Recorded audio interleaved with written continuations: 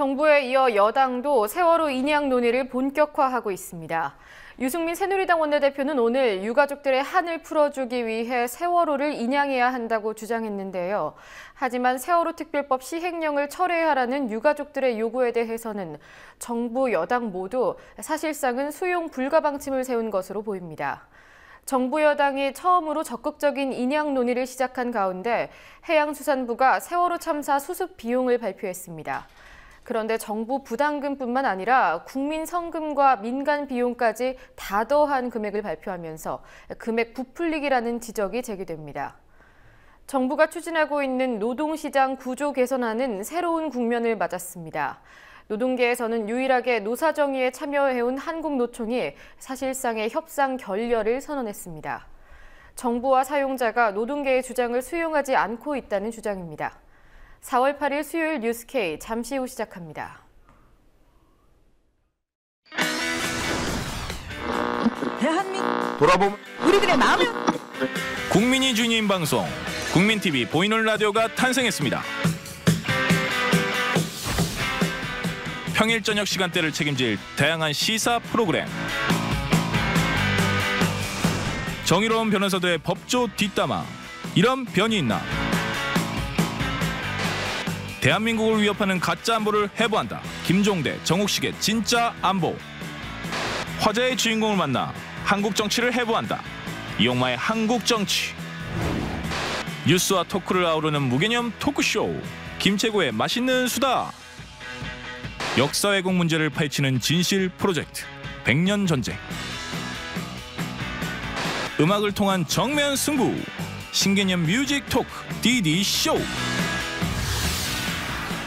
시청자의 눈과 귀를 사로잡는 강제 소환 방송, 고퀄리티 보이는 라디오가 여러분을 찾아갑니다. 4월 6일 오후 6시 본방사수. 국민들 모두 보라.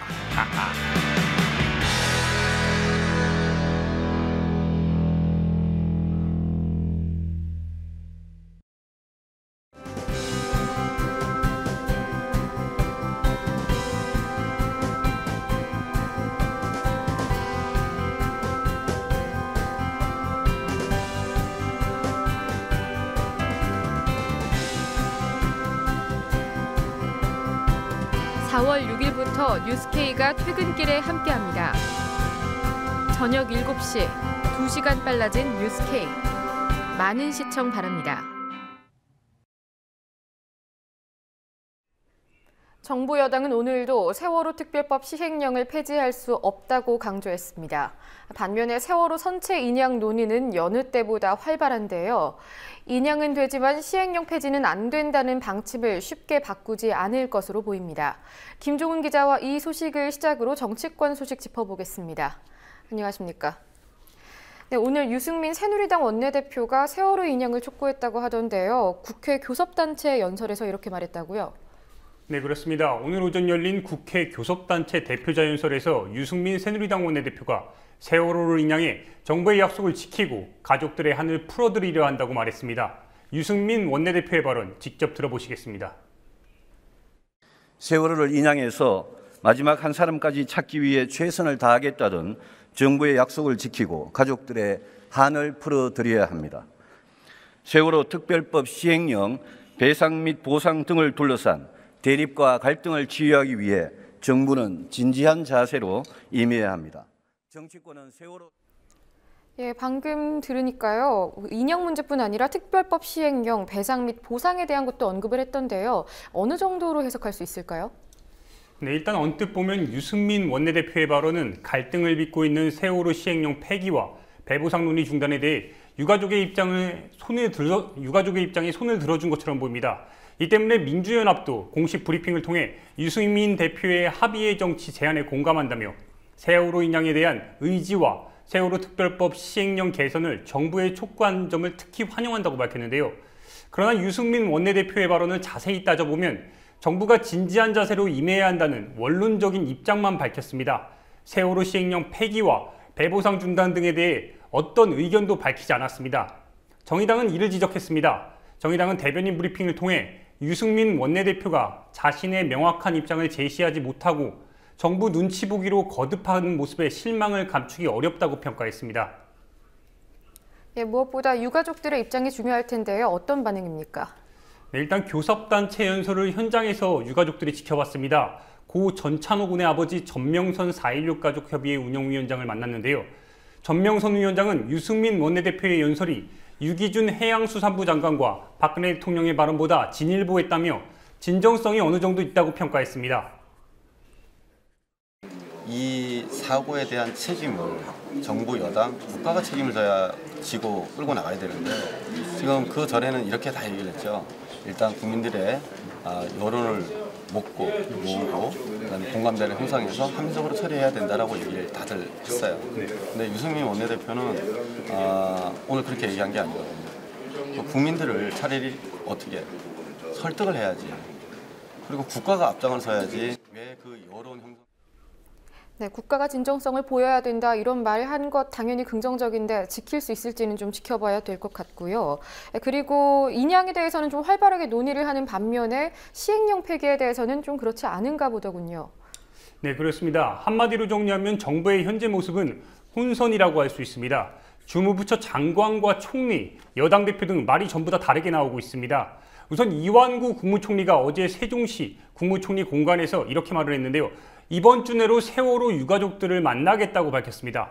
이 총리는 시행령에 문제가 있다면 반영해야 한다. 유가족의 입장을 좀 진솔하게 받아들일 준비가 돼 있다고 말했습니다. 일단 정치적인 언사라는 지적도 있지만 유가족 입장을 최대한 고려하겠다는 뜻으로 보입니다.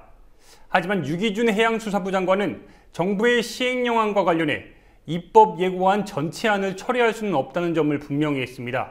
어제 국회 농해수위 전체회의에서 밝힌 내용인데요. 그러면서 유 장관은 9일로 예정돼 있던 시행령 결정 차관회의를 일주일 연기한다고 했습니다. 세월호 조사 특위의 독립성 훼손 등 반대 여론이 높아지자 면피 차원에서 의견을 더 수렴하겠다는 이런 발표를 한 것 아니냐는 지적이 있습니다. 일단 당초 정부는 9일 차관회의, 14일 국무회의를 거쳐 정부의 시행령을 공포할 계획이었습니다. 예, 시행령을 폐기하라 이런 여론은 계속되고 있고요. 오늘은 국회에서 관련 간담회도 있었다고요. 네, 정의당이 주재한 긴급 간담회에 삭발을 한 세월호 유가족들과 전문가들이 참여했습니다. 참가자들은 한 목소리로 세월호 시행령이 폐지돼야 한다는 의견을 개진했는데요. 관련 발언 직접 들어보시겠습니다. 4.16 이전입니다. 아무것도 바뀐 게 없습니다. 법 위에 있는 시행령을 만들었습니다. 누차 말씀드렸지만 이것은 진상조사 시행령이 아니라 진상조사 방해령입니다. 정부는 그리고 청와대는 이 특권의 결탁구조, 부정과 부패의 결탁구조가 드러나는 것을 두려워하고 있다고밖에 볼 수가 없는 것 같습니다. 네, 민주사회를 위한 변호사의 모임, 박주민 변호사는 좀 더 구체적인 사례를 들며 진상규명, 특히 조사위원회가 반드시 필요한 이유를 강조했습니다. 관련 발언 직접 들어보시겠습니다. 구조군안에 대한 예산을 계속해서 축소를 했던 것입니다. 그래서 2013년경에 해경 전체 예산은 1조 572억 원이었는데 해양 재난구조 인프라 확충에는 단 1.6%만 썼습니다. 167억 원 쓴 거죠. 그런데 이제 같은 시간대에 청사를 새로 짓는 데에는 703억 원, 골프장 12만 평짜리 골프장을 짓는데 140억 원 이런 식으로 돈을 썼다는 것입니다. 예, 이번에는 박상욱 대법관 후보자 청문회와 관련된 소식도 좀 짚어보겠습니다. 오늘 야당이 청문회 연장을 요구했더군요. 네, 어제 박상욱 후보자의 청문회, 보도해드렸듯이 검찰과 여당의 방해로 성과 없이 끝났습니다. 이 때문에 야당 인사청문회 위원들이 공동으로 성명서를 내고 청문회 기간 연장을 요구했습니다. 여당은 후보자의 은폐 축소 의혹을 철저히 검증할 수 있도록 적극 협조해야 합니다. 법무부는 모든 관계 자료를 제출해 청문위원들이 충분히 열람할 수 있도록 협조하고 여당은 청문 기간 연장을 통해 추가 청문회 개최에 동의할 것을 촉구합니다. 2015년 네, 여당이 여기 동의할 가능성이 있는 겁니까? 네, 그렇지는 않고요. 여당 같은 경우는 야당처럼 현재 지금 강경한 입장을 고수하고 있습니다. 유승민 원내대표가 총대를 맸습니다. 유 원내대표는 오늘 아침 회의에서 여의치 않을 경우 국회의장에게 자동 부의를 부탁하겠다고 말했습니다. 관련 발언 직접 보시죠. 위원회는 청문회를 마친 날부터 3일 이내에 심사 경과 보고서 또는 인사 청문 경과 보고서를 의장에게 제출하도록 되어 있고, 위원회가 정당한 이유 없이 이거를 하지 않을 경우에는 의장은 이를 바로 본회의에 부의할 수 있다, 이런 규정까지 있습니다. 권은희 새누리당 대변인도 브리핑을 통해서 제1야당이 진보좌파 시민단체 눈치 보기로 언제까지 장애 세력에게 끌려다닐 것인지 답답한 노릇이라고 논평했습니다. 그러나 참여연대는 새누리당은 대법관 공백을 언급하면서 야당의 인사청문회 경과보고서 채택을 요구하고 있다. 하지만 과거 수개월 동안 헌법재판관 처리를 지연시킨 바 있다며 새누리당이 대법관 공백을 우려하는 것은 모순이라고 지적했습니다. 박상옥 대법관 후보자의 임명을 놓고 여야 간의 대치가 앞으로도 계속 이어질 것으로 보입니다. 예, 여기까지 듣겠습니다. 수고하셨습니다. 해양수산부가 오늘 세월호 참사를 수습하는데 총 5,500여억 원이 필요하다고 발표했습니다. 언뜻 듣기에는 나라 돈이 그만큼 들어가는 것처럼 들리는데요. 추후 구상권 청구 등은 빠진 내용이었습니다. 최근 논란이 된 희생자 배보상금 역시 국민성금과 민간보험사 부담금을 합쳐서 부풀려 발표했습니다. 정부의 모호한 비용 발표가 세월호 관련 비용을 왜곡한다는 비판이 이어지고 있습니다. 권현주 기자입니다. 해양수산부는 오늘 세월호 참사 사고 직후부터 최종 수습이 완료될 때까지 소요되는 비용이 5,548억 원이라고 발표했습니다. 이 가운데 사고 직후부터 지난해 12월 말까지 든 비용은 총 1,854억 원으로 앞으로 3,700억 원이 추가로 쓰일 예정입니다. 유가족을 비롯해 정치권이 한 목소리로 요구하고 있는 세월호 선체 인양에는 총 1,205억 원이 책정됐습니다. 정부는 지난달 29일 세월호 특별법 시행령 발표 이후 피해자 배보상 금액, 선체 인양 비용, 사고 수습 비용 세부 내역 등을 차례로 발표했습니다. 정부 시행령에 대한 유가족의 반발이 거세지자 진상조사나 인양 요구를 돈으로 무마하려는 게 아니냐는 비판이 쏟아졌습니다. 앞서 해수부는 지난 1일 사망자 1인당 평균 배보상 금액을 발표했습니다.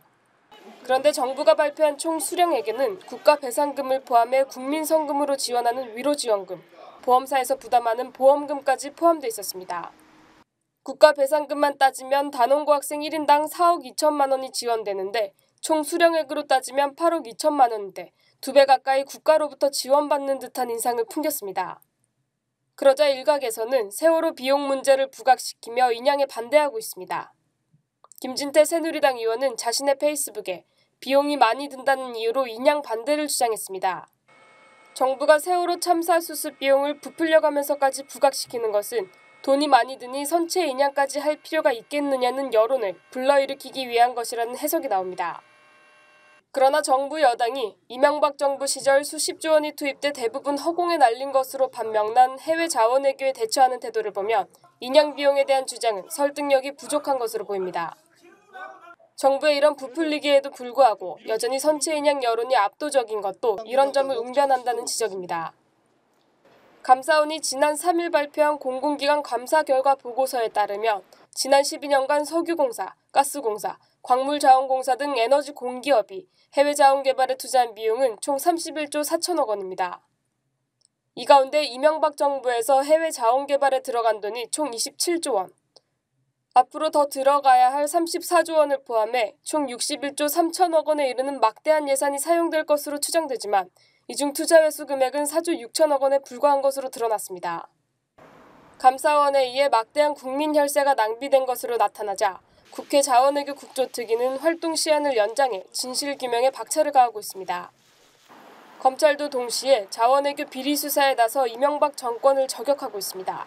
국민TV 뉴스 권현주입니다.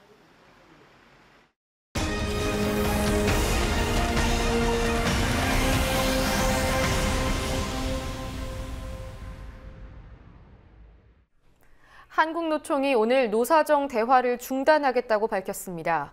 정부의 노동시장 구조 개선안이 해고는 쉽게, 비정규직은 많게 만들 수 있다고 지적해왔지만 정부와 사용자 측이 받아들이지 않았다는 겁니다. 노동계에서는 유일하게 노사정의에 참여했던 한국노총마저 협상 결렬을 선언하면서 노동계와 정부 간의 갈등은 더욱 심화될 것으로 보입니다. 안은필 기자입니다. 노사정위원회가 끝내 결렬됐습니다. 한국노총은 오늘 오후 2시 노총본부에서 열린 중앙집행위원회에서 노사정 대화 참여 중단을 선언했습니다. 정부도 노동계의 요구안을 수용한 전향적인 안을 내놓지 않을 입장이어서 사실상 노사정 대타협은 결렬된 셈입니다. 한국노총은 5대 수용 불가 사항에 대한 정부와 재계의 입장 변화가 전혀 없고 노동시장 하향 평준화 시도가 계속되고 있는 상황에서 더 이상의 협상이 무의미하다고 밝혔습니다. 한국노총은 이어 협상과 투쟁의 원칙하에 상반기 노동시장 구조계약 저지 투쟁에 집중하며 노동시장 양극화 해소를 위한 활동에 총력을 기울여 나가기로 했다고 밝혔습니다. 그 일환으로 전국 단위 노조 대표자 대회 및 총력 투쟁 출정식, 노동시장 구조계약 저지 및 생존권 사수를 위한 5일 전국 노동자 대회를 잇따라 개최합니다. 민주노총도 한국노총의 노사정 불참 선언 직후 한국노총의 선언은 사필 규정이라는 논평을 냈습니다. 민주노총은 노사정위원회 합의라는 울타리를 쳐놓고 노동자를 가두려던 정부와 사용자들의 시도는 실패했다며 정부의 노동시장 구조 개편안은 더욱 쉬운 해고와 낮은 임금, 더 많은 비정규직을 원했던 정부의 탐욕이었다고 비판했습니다. 이로써 양대 노총이 모두 노사정위원회 불참을 선언하면서 정부의 노동시장 구조 개선안은 좌초 위기를 맞았습니다. 양대 노총이 모두 정부의 노동정책을 개혁안이라고 비판하며 총력 투쟁을 선언하고 있고 민주노총은 총파업까지 예고하고 있어 노정 간 갈등은 더욱 심화될 전망입니다. 국민TV 뉴스 안은필입니다. 정부의 노동구조 개선 의지가 부족하다는 지적은 공공부문 비정규직 문제를 통해서도 제기돼 왔습니다. 전국 지방자치단체 중 70여 곳은 최저임금도 지키지 않고 있었는데요. 공공기관에서 임금차별을 겪어온 노동자들은 자신들의 진짜 사장은 박근혜 대통령이라면서 정부가 노동자들과의 교섭에 응해야 한다고 촉구했습니다.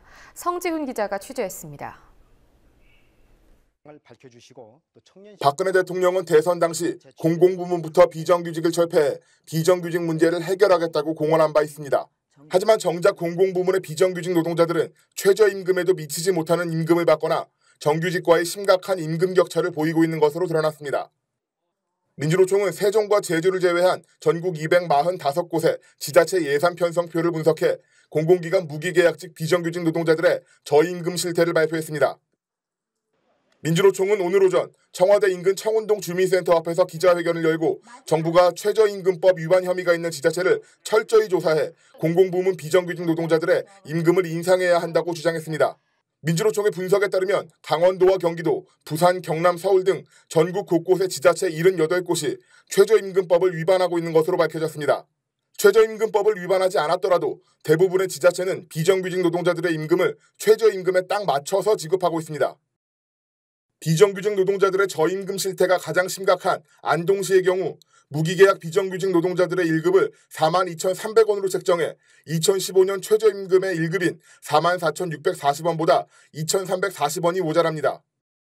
기본급을 기준으로 산정되는 주휴수당, 연차수당, 상여금 등을 포함하면 비정규직 노동자들이 받지 못한 임금액은 더욱 많아집니다. 최저임금법은 연차수당이나 휴일 가산임금 등 소정근로에 대한 임금이라 볼 수 없는 임금을 최저임금 산정 기준에서 제외합니다. 정부가 간접고용 비정규직의 저임금 문제를 개선하기 위해 만든 시중 노인단가도 전체 공공부문 비정규직 중 30%에만 적용돼 전시용이란 비판이 이어집니다. 시중 노인단가란 중소기업 중앙회가 발표하는 제조부문 노동자의 평균 노임입니다. 정부는 2012년 용역근로자 근로조건 보호지침에 의해 공공부문에서 최저임금보다 높은 시중 노임단가를 지급하도록 권고하고 있습니다. 2015년 기준 시중 노임단가는 시간당 8,019원으로 최저임금인 시간당 5,580원보다 2,439원 높지만 정부 지침은 권고이기 때문에 이를 어겨도 제재할 수단은 없습니다. 가장 중요한 것은 최저임금법을 위반하고 있는 전체 247개 자치단체 중에 80여 개가 지금 위반을 하고 있습니다. 그래서 정부는 조속히 조사하고 자치회장들의 법적 조치를 분명히 요구합니다. 서울시의 경우 도봉구를 제외한 24개 자치구가 자료를 제시하지 않았지만 자치구 전체의 임금 체계가 같기 때문에 도봉구를 비롯한 서울시 모든 자치구에서 최저임금법을 위반하고 있을 것으로 보인다고 민주노총은 밝혔습니다. 서울시는 지난 2013년부터 서울시 산하 비정규직 노동자들을 정규직으로 전환해 1000여 명의 비정규직이 정규직화됐다는 성과를 내세웠지만 실제로 정규직화됐다는 노동자들은 기간제 노동자에서 무기계약직으로 전환됐을 뿐입니다. 기간제 비정규직에서 무기계약직으로 전환돼 임금 수준과 고용 안정성이 다소 개선되긴 했지만 실제로 저임금 실태나 정규직과의 임금 격차는 여전하다는 지적입니다. 오늘 발표된 저임금 비정규직 노동자들도 대부분 무기계약직 신분입니다. 대통령은 후보 시절에 무기계약직을 정규직으로 하겠다고 약속했었습니다. 그 말은 무슨 말이냐면 무기계약직 노동자들이 비정규직이라는 걸 의미합니다. 서울시가 다른 지자체에 비해서 선도적으로 무기계약직으로 전환한 확률이 높습니다. 그런데 그 무기계약직 자체가 정규직이 아니라는 것은 서울시도 알고 있을 텐데 그것을 정규직이라고 이야기하는 것은 기만입니다. 민주노총 산하 민주일반연맹의 공공부문 비정규직 노동자들은 정부의 공공부문 비정규직 대책에 대해 문제를 제기하며 오늘부터 광화문 정부청사 앞에서 노숙농성에 들어갔습니다. 이들은 공공부문 비정규직 노동자들의 진짜 사장은 박근혜 대통령이라고 지적하면서 공공부문 비정규직 노동자들과의 교섭에 정부가 직접 응할 것을 요구하고 있습니다. 국민TV 뉴스 성지윤입니다. 새정치민주연합 의원들이 청년들과 함께 청년 일자리 법안에 대한 논의를 나눴습니다. 오늘로 막을 내린 정책 엑스포의 일환이었는데요. 어떤 이야기가 오갔는지 살펴봤습니다. 강신혜 기자입니다. 새정치민주연합 의원들이 청년들과 소통하는 자리를 가졌습니다. 민주연합이 개최한 정책 엑스포의 일환으로 열린 완생을 꿈꾸는 법안, 완생법 만들기 간담회에 우윤근 원내대표와 신경민, 이인영 의원이 참석해 청년 문제 관련 법안에 대해 논의했습니다. 한다면 우리가 낸 법안은 무조건 이게 통과시켜야 돼요.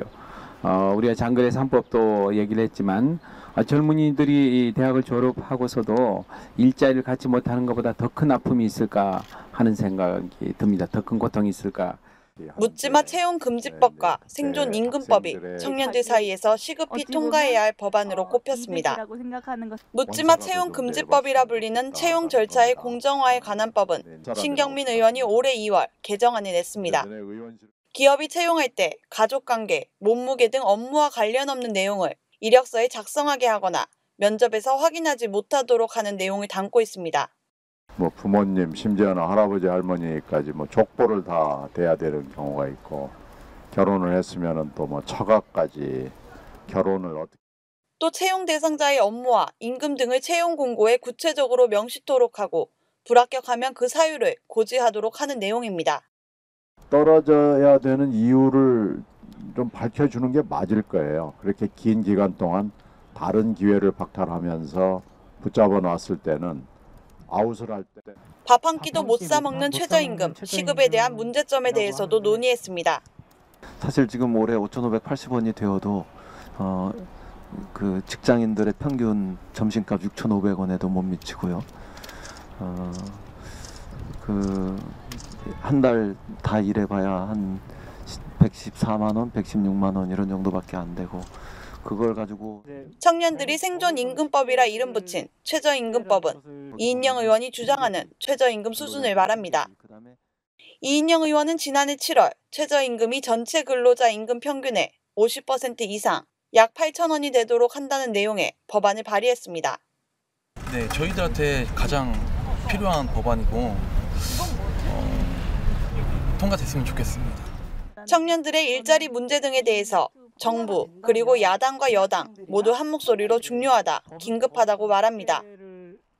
하지만 여야 의원들이 발의해 통과되지 못한 채 국회에 계류돼 있는 청년 일자리 관련 법안이 수두룩합니다. 국민TV 뉴스 강신혜입니다. 공정화하기 위해서 최선을 함께 만드는 언론 여기는 국민TV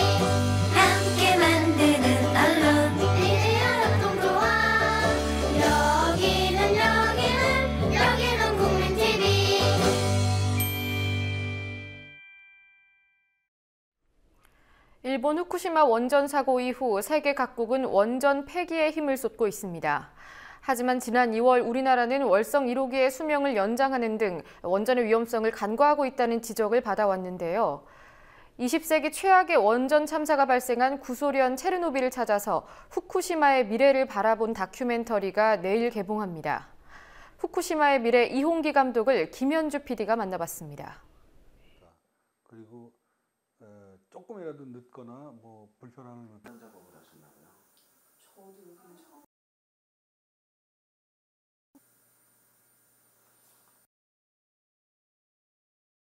우리의 미래를 후쿠시마에서 찾아보고자 취재를 시작했습니다. 우리도 원전이 이렇게 23기나 되는 또 지금 새로 개발되고 있고 건설 중에 있는 곳, 그 다음에 신규로 또 2군데 지역이 예정지가 있는데 모두 합치면은 곧 42개의 원전이 가동되는 그런 국가가 되는데 그런 위험한 일상을 살아가는 우리로서는 반드시 이런 점에 대해서도 알고는 있어야 되겠다라는 생각에서 일본이라는 데가 처음으로 원전 사고를 경험하게 되는데 어떻게 대처해야 될지 그 경험이 전혀 없습니다. 그러니까 그걸 찾기 위해서 이미 약 30년 전에 사고를 당한 체르노빌에 가서 그 30년 후의 후쿠시마의 미래를 확인할 수 있다고 판단해서 사람들이 일반인들이 17명이 모여서 현지를 방문하는 그런 이게 그 방사능의 어떤 그 결과다라고 하는 거는 의사로부터도 직접적인 얘기를 이렇게 들을 수가 없었어요. 그 인과관계가 과학적으로 아직 증명되지 않은 상태이기 때문에 심증만 있다 뿐이지 결과를 이렇게 드러낼 수 있는 앞으로 향후 한 20년 이후면은 그 인과관계가 분명하게 과학적으로 드러날 것 같습니다. 그 기술은 제가 볼 때는 없는 것 같아요. 끔찍한 얘기죠. 빨리 찾아야 되겠지만 예를 들면 체르노빌 같은 경우에도 지금 30년 전에 사고가 나고 모든 콘크리트로 에워쌌는데 또 크랙이 생겨서 그 사이로 또 방사물질이 또 스며져 나오고 뭐 이런 것들을 방어하기 위해서 국제기구나 유럽 지역이나 인근 국가들이 재원이 되는 국가들이 아마 돈을 좀 이렇게 모아서 도움을 쌓는 모양이에요. 그 도움조차도 100년. 그 100년 이후는 어떻게 할 것이냐. 그 동안에 100년 안에 연구해서 다음 또 이 보호할 또 방어할 이런 물건들을 또 만들어야 된다고 합니다. 우리가 그 방어할 수 있는 건 아무것도 없는 것 같아요. 연료봉은 한번 태우면은 4년을 끊임없이 탄답니다. 그 4년 이후에 다 타고 나면 그 열이 떨어지면은 끄집어내서 그 재를 다시 식혀야 돼요. 어떻게 식히냐? 수조에 담가서 10년 동안을 식혀요. 그 이후에 끄집어내서 노란 이 드럼통에다가 담아서 그걸 보관을 합니다.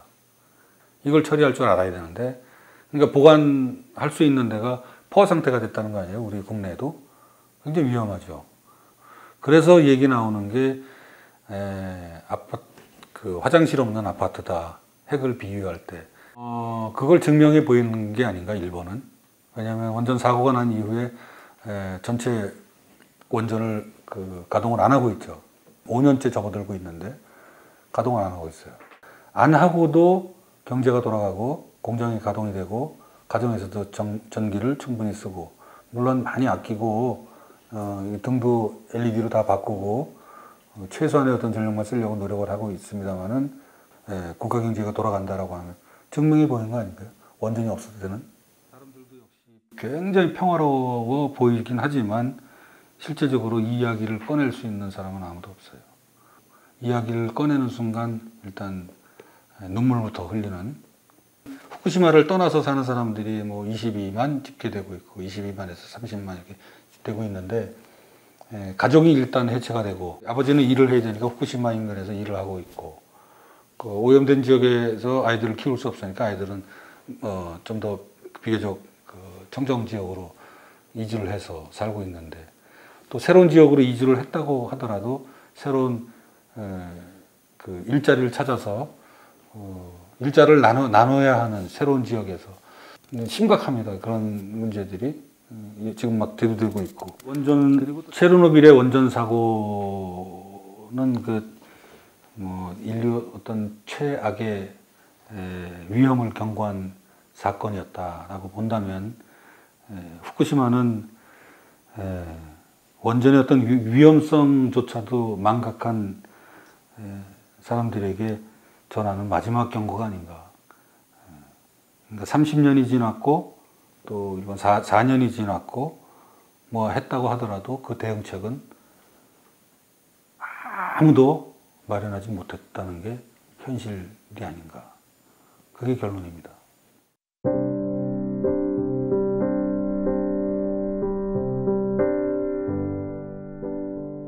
식소리니 가소리니 하는 낡은 표현에는 엄숙한 표정의 가장이 지고 있는 무거운 짐이 느껴집니다. 결혼, 가정이라는 말에서 느끼는 무게는 어떨까요? 젊은이들에게는 웨딩, 스위트 홈이라도 무거울 듯 싶기는 합니다. 작은 거처와 생활비, 양육비 따위가 모두 부담스러울 테지요. 미래의 불확실성은 더할 수 없이 큰 짐일 겁니다. 그래도 두 사람이 함께하면 좋지요. 서로 힘이 될 수 있다면 더할 나위 없습니다. 결혼을 전후한 젊은 사람들에게 훌륭한 팀워크를 주문하고 싶습니다. 함께하는 힘, 그게 필요하다는 말입니다. 돈으로 살 수 있는 건 아닙니다. 두 사람이 노력해야 얻을 수 있는 거지요. 멋진 조화를 이루고 사는 선배들께 여쭈어 보세요. 함께하는 힘이 얼마나 크고 아름다울 수 있는 건지.